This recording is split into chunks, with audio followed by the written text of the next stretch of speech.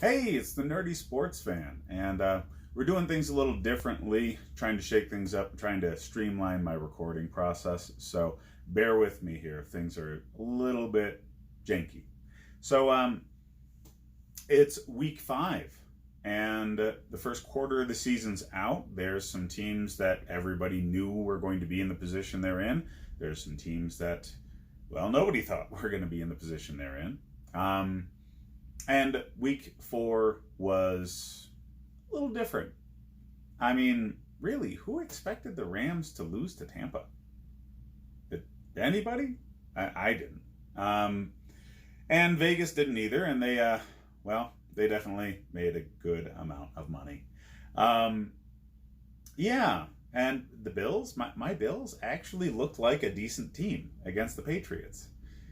I don't think a lot of the country expected that. I mean, people in Buffalo know that defense is far better than everybody else in the league seems to have thought. But yeah, against the Patriots, nobody saw that coming. I mean, that was a decent game. And if it weren't for a very illegal hit that didn't result in ejection on their quarterback, they might have actually won. So, yeah. Go Bills. And really, who thought Detroit, out of all teams, would be in a position where they're leading the division?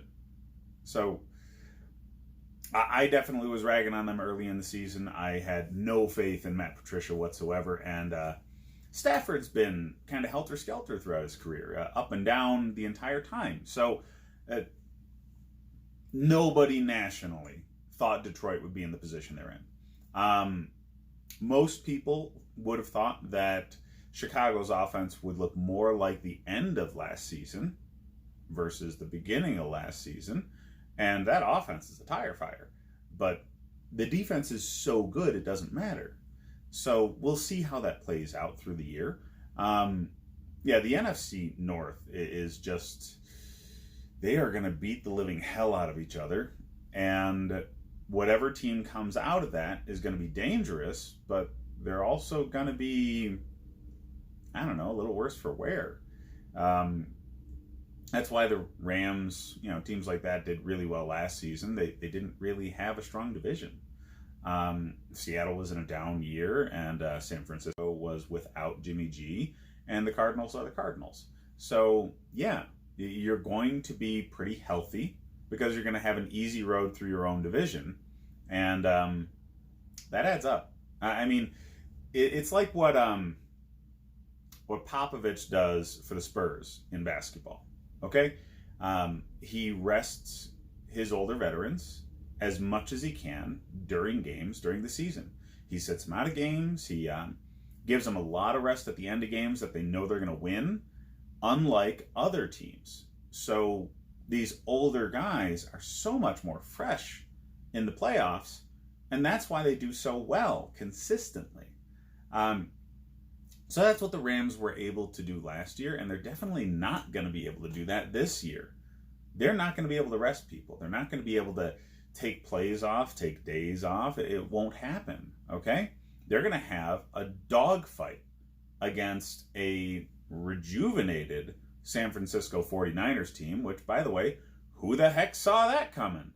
The 49ers. I mean, everybody knew they were going to be better with Jimmy G fully healthy. Nobody thought that they were going to be better than the Rams in their own division. Nobody. So, a lot of things are different. A lot of things, the Patriots being the Patriots, are the same. So this is what I love about the NFL. Everybody thinks last year is going to almost repeat itself beginning of the season. It doesn't.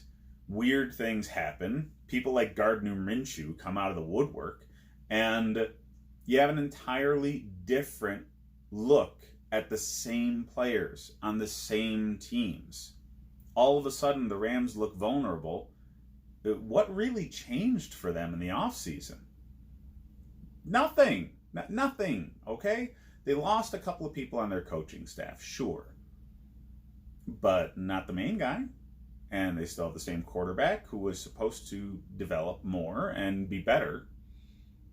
And Todd Gurley, well, I kind of figured he was going to tail off because of how much they used him last year and his arthritic knee. But yeah, most people in the nation didn't. Most people thought he was still going to be Todd Gurley. There's a lot to digest here. We're finally past the Antonio Brown saga. He's picking fights on Twitter in order to stay relevant, stay mentioned. So this is probably the last time I'm going to say his name, and I'm pretty happy about that. Vontaze Burfict, once again, suspended for helmet-to-helmet hit. Now, that bothers me a little bit because as a Bills fan, as I mentioned, a helmet-to-helmet hit that looked exactly as intentional as Vontaze Burfict's hit resulted in nothing outside of the penalty, and Burfict gets suspended for the rest of the season. I understand he is a repeat offender. I get it. But the dude that laid out Josh Allen should have a suspension, should have a fine. That was dirty. It was intentional. You can tell just by the way he was standing over the dude after he made contact. He had no remorse. He did exactly what he intended to do. So that dude needs to be out of the league too. But hey, what do you expect out of the Bill Belichick Patriots? They win, but it's always been a win at all costs kind of situation. They've picked up the retreads from other teams that just nobody wanted to deal with because they were terrible human beings, and they slap a uniform on them, trot them out there, and let Tom Brady tell them what to do. I've always hated that method, and they're stuck with it. I mean, I don't blame them for it. I really don't. The develop from within sort of thing that they started with can't always work long term in the salary cap era. And yeah, it's exactly what's intended to make the league even is what forces teams into doing this. They have to pay their people. You know, they're only very, very lucky that Tom Brady's not accepting the paycheck that he's worth. All right? If he was demanding the paycheck that he needed, they can't afford Stephon Gilmore. They can't afford Devin McCourty. They can't afford their defense if they're paying Tom Brady. But they can, because they're not. Because Giselle pulls a bigger paycheck than Tom does. So he doesn't care what he makes. He wants to win. He just wants to make a respectable salary for what he does.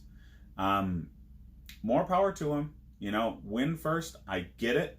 The guy's legacy is definitely strengthened by this approach. I can't think of a person who sacrifices more financially, personally, for team benefit. And you saw it only out of a handful of people. Like, Peyton Manning would do that towards the end of his career. I didn't see that out of Brett Favre. And really, a lot of the other great quarterbacks that we talk about that are even worth mentioning in the same breath as Tom Brady, they didn't play in the same era. Okay? I mean, Joe Montana, Terry Bradshaw, these guys were able to play in real dynasty teams. Because if you drafted well and if you developed your talent well, you had a stranglehold on the league. You could do whatever you want with these guys. Pre-free agency, pre-strong players union, these guys were stuck with that team as long as the team wanted them. And they would only be able to go to another team once their original team let them go, which is why you had sad tales like Dick Butkus ending his career in Buffalo. Yeah, nobody remembers that except for like 5 Bills fans, okay? It was real bad. But yeah, the salary cap era makes it so the Patriots have to pick up malcontents. They have to pick up the players that are always getting suspended. They have to pick up the players that have all sorts of issues off the field, because you can pay those guys less and still get talent and production because they have nowhere else to go.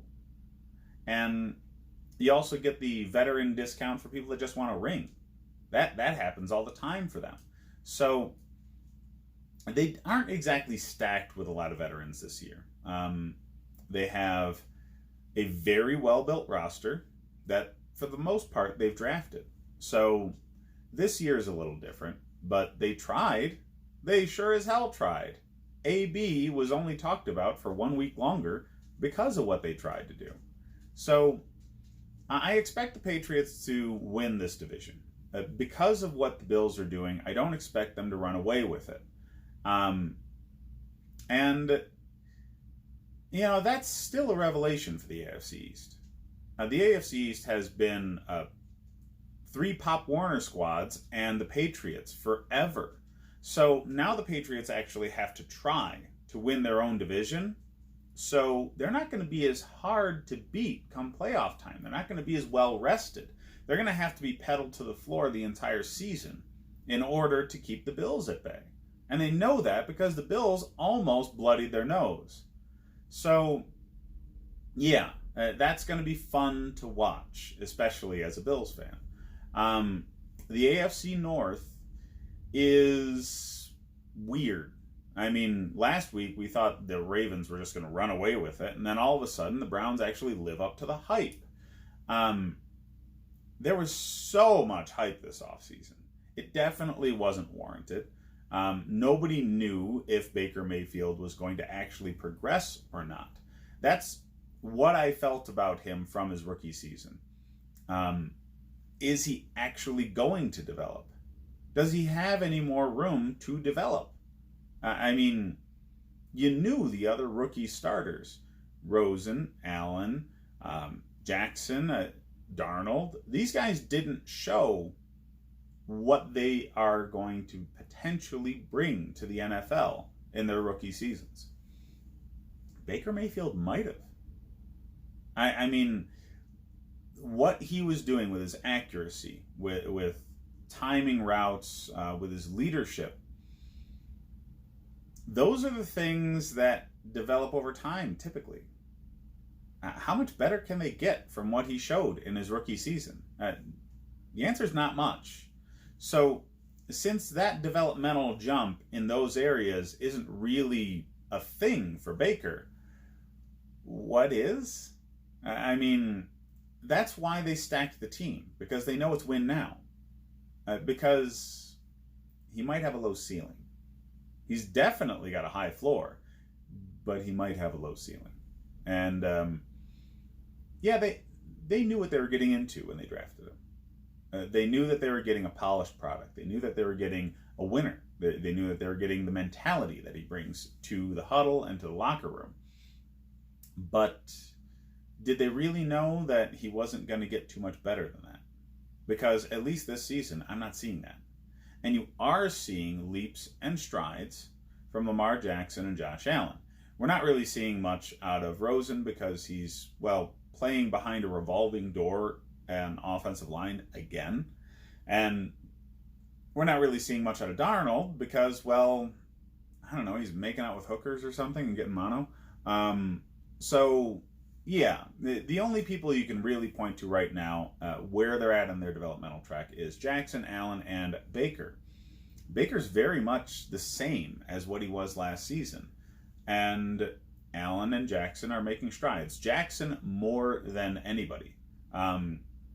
That guy's through the air game is 30 times what it was last season. I mean, last season, him throwing the ball was a punchline. And this season, especially because he's got Brown, who can outrun everybody, and he's always had a very good deep ball, the air attack is dangerous for the Ravens. The Browns just happen to be able to stop that just enough to outscore them which was kind of weird because the Ravens defense isn't bad. And you get 40 plus points against a defense like that, that's saying something. So that was a statement game in the AFC North. I think it's going to be Ravens-Browns battling it out, and we should have seen that coming with that draft. Baker and Jackson being drafted at the tail end of Roethlisberger's career, and, Cincinnati just being Cincinnati and still holding on to Andy Dalton of all people.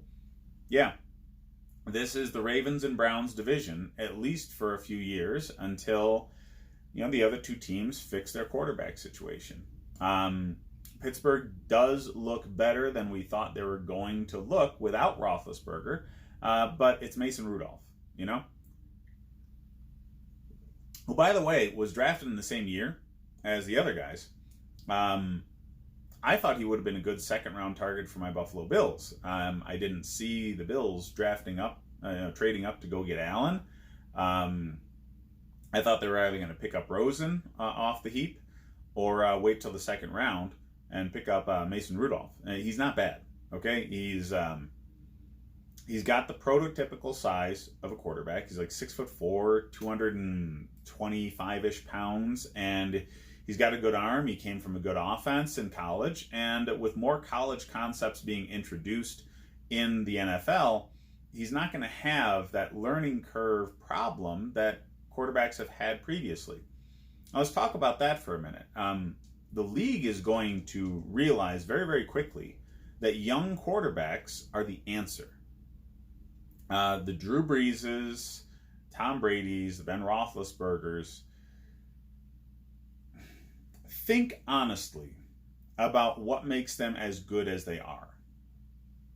It's not the work under center, okay? It's their ability to dissect defenses and pick them apart in the passing game. Now, the college game has been doing that for years, and they've been using the shotgun to make it easier on quarterbacks to do that. So, quarterbacks coming out of college in these shotgun-oriented offenses where they're reading the defense pre-snap, knowing where they want to go, maybe having to make one adjustment on the fly, that's the way the NFL is going. It's mirroring what college has been doing for decades. So, when Clemson's quarterback comes out, we're going to be talking about him nonstop. We were talking about, Deshaun Watson, Pat Mahomes draft, that's not going to be so good. You got to wait for these guys like Rosen and Allen coming out because, they're going to know how to play under center. Well, yeah, that kind of matters if you're a defense and run the ball first team like the Bills are. But with whatever Miami's doing, they don't need that. They need a guy who can dissect a defense. So, put Rosen in the shotgun, see what he can do. Maybe give him a line that can protect him to see if he can actually dissect a defense. So, the league wants to be skill position. They want to be quarterback driven. But we're seeing what's coming with these young quarterbacks. What really matters is your offensive line. Can you protect the quarterback? Can you keep these guys from the defenses that are so much more complex than the college game? Can you keep those guys off of your quarterback long enough for them to find the open guy? And, there's teams like the Ravens that are doing that better than teams like the Dolphins. You have to take advantage of your quarterback when they still have hope. You've got to build on that. And I feel sorry for Josh Rosen because I don't think he's doing bad. I think he's doing extremely well, actually. But he just doesn't have a chance. The teams that he's played for have had terrible offensive lines, terrible defenses. They've been in full tear-down rebuild mode. And why did the Cardinals think it was Rosen's fault? I get it. They wanted to get Kyler Murray. They wanted to get the shiny toy, the joystick on the field. I understand. But man, that just shows a short attention span. Really. If they used this draft, instead of picking up Kyler Murray, maybe picking up, some players on defense, some better offensive linemen, trade down from the first overall pick, stack the roster with other talent that you need, how much different would the Cardinals season look? I I dissect what Rosen is doing, and he's making good decisions. He's making good throws. He just has no time. So, yeah, maybe fix the line. Don't blame it all on the quarterback. See what happens. Because Tampa seems to be doing the same thing. Tampa's fixing the rest of the team. They're trying to build up the defense. They're trying to build up the offensive line. It's not working. They still have holes on defensive front, mostly because Gerald McCoy left. They have so much of a problem on the offensive line. But Jameis Winston is feast or famine right now. He has games where he's lights out and looks like an all-pro, and he has the very next game, he goes out and shits all over himself. I hope that doesn't happen all season, Tampa fans. I really, really do, but I don't think you're going to get anything different out of him. He is what he is, okay? Him and Mariota at this point in their careers are what they are. They've already had their time to develop, and they haven't really changed much since their rookie seasons. So I think Winston needs to go in order to make this team take the next step. Can they get better with him? Absolutely. Fill out the rest of the roster. You'll be a first round out playoff team. That's why the Bills got rid of Tyrod Taylor. They didn't want to be the first round out. They wanted to develop past that. Now, this season, that's not going to happen. Josh Allen right now looks like he's Tyrod Taylor 2.0. If he doesn't run and do damage with his legs, they don't win. So that's exactly what Tyrod was, okay? It's just Tyrod was much more judicious with the football. I understand I'm talking a lot about the Bills in the AFC East, but I'm a Bills fan, okay? Deal with it. Now, on the West Coast, I'm really interested in seeing what the 49ers continue to do. In the first quarter of the season, 3-1. Can they keep that up? I'm very interested to see if the Lions can keep up what they're doing in the NFC North. I'm very interested in seeing if Gardner Minshew keeps up what he's doing through the season, or if defenses eventually figure out how to break the guy, because he is a rookie. I mean, they're going to be able to confuse him at some point, right? And it's not like they have bad defenses in that division. The Colts, the Titans, Houston, they're good defenses. They got to find an answer for that dude. Because the rest of the team in Jacksonville is built for long-haul playoff kind of victories. They're defense and running the ball. So if they can't really knock Minshew around like they're able to knock Bortles around, the Jags are dangerous and could easily win this division. But that division's wide open. Wide open, okay? Right now, Houston, Indy, Jacksonville, even Tennessee, any one of them can take it, depending on what happens later on in the season. It's not like some of these other divisions where you have one or two teams that are great and one or two teams that are terrible. Like the AFC West. You have the Chiefs are doing great. The Chargers and the Raiders are schmedium. Denver's a tire fire. So Denver definitely ain't winning that division. And the Chargers, maybe. The Raiders, not likely. Chiefs, almost certainly. We did see that the Chargers and Chiefs ended up having the same record last year. And it was just through tiebreakers that the Chiefs ended up winning the division. So that's still going to be very, very interesting. There's tight divisional races in a handful of divisions. The NFC North, the AFC South, the AFC West might be more interesting. But, then you have ones where, people are running away with it. So the league's interesting. There's definitely going to be shakeup. Every year you have, what is it? Something like 20% of the playoff teams change over every single season. So I expect the Chiefs and the Patriots to be there. Who's getting there out of the NFC North? Because those teams are going to beat each other up. The Vikings are imploding right now because of what Adam Thielen and Kirk Cousins are doing, but their defense is stout.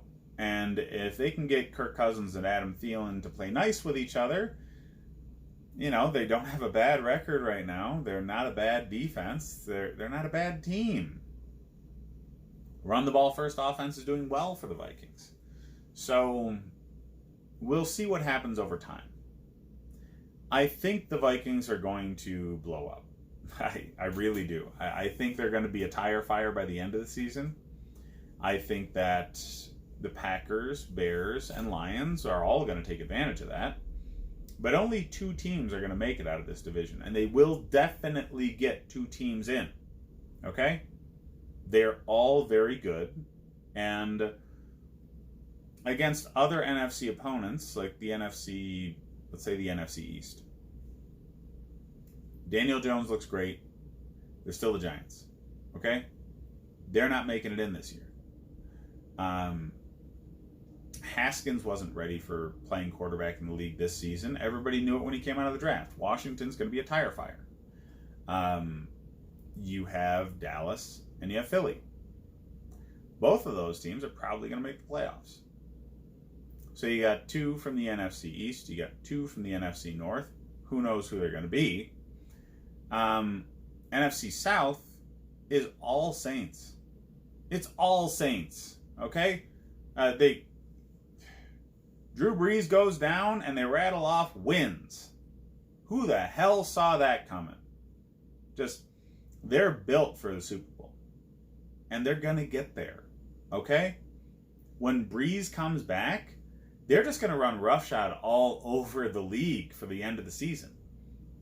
All they needed to do was slap together 2-3 wins out of the time that he was going to be out dealing with his thumb injury. And they've already done that. So, yeah, they're just going to run roughshod all over the league when he gets back. And they will be in the Super Bowl. Mark my words. To me, this looks like the Rams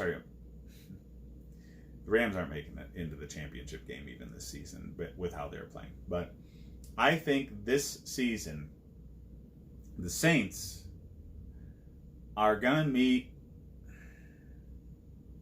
probably the Chiefs in the Super Bowl. And it's the Super Bowl we should have had last year. So hopefully we get it this year. It's going to be fun to watch. My money's on the Saints at this point because the rest of their team is that damn good. They're doing so well without Brees in a way that nobody saw coming. Yeah, this is a win. I think they walk away with this division because the rest of it's crap. And, because of that, they're going to be rested. Remember what I was talking about with the Rams last year? Yeah.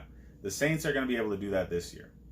They're going to be able to sit, rest, not be as banged up.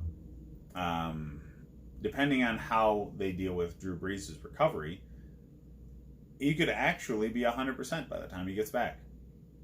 Allowing him to fully heal and have really no mileage on him from this season, no bangs and bruises, ready for the playoffs. Now that sounds pretty dangerous to me. So as long as the rest of the team stays relatively healthy, I got the Saints this year. So after the first quarter wrap-up, what do you guys think is going on in the league? Who do you think is going to make the playoffs? Who's going to win these tight divisional races? Hit me up in the comments. I'll keep the conversation going all week, guys. Like and subscribe. Hit the rest of the videos for individual game breakdowns with fantasy football implications. Later.